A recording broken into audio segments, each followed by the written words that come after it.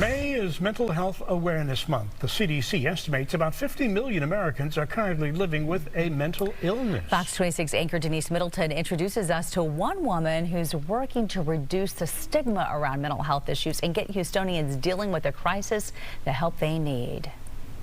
Anyone can experience mental health problems. You may know someone battling a condition right now.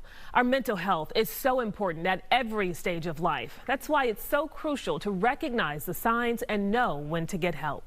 So in a month, I can see anywhere between 200 and 500 people. Nicole Milton is dedicated to providing awareness, education, and resources for mental health issues throughout the Houston area. But during COVID, she experienced trauma of her own when her mom had a health scare and needed to be hospitalized. It was like my brain was scattered. I didn't know what to do, what to think. At the time, Milton admits she wasn't sure how she'd get through it. So what I had to rely on was my community, my family, my friends to guide me through this process and let me know that I was going to be okay. Trauma is among some of the most common mental health conditions, along with depression and anxiety. All three make up 30% of diagnoses of mental illness in America, according to the CDC.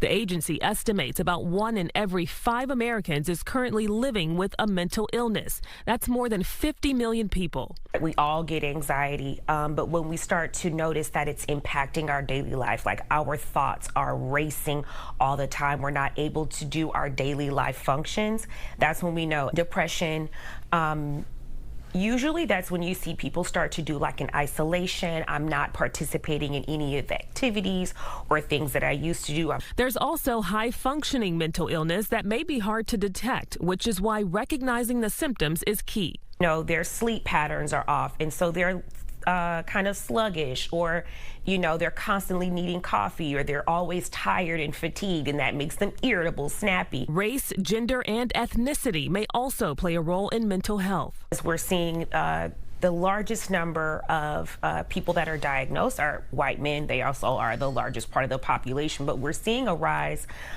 in our black and brown youth having more suicidal ideation, experiencing anxiety and depression at higher rates. But with the right treatment, people can overcome their challenges.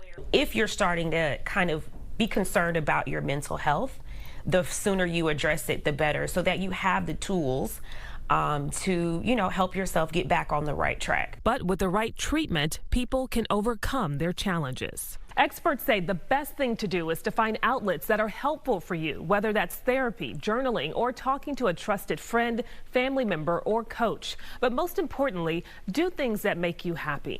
You can find a list of resources on our website, fox26houston.com. Denise Middleton, Fox 26 News.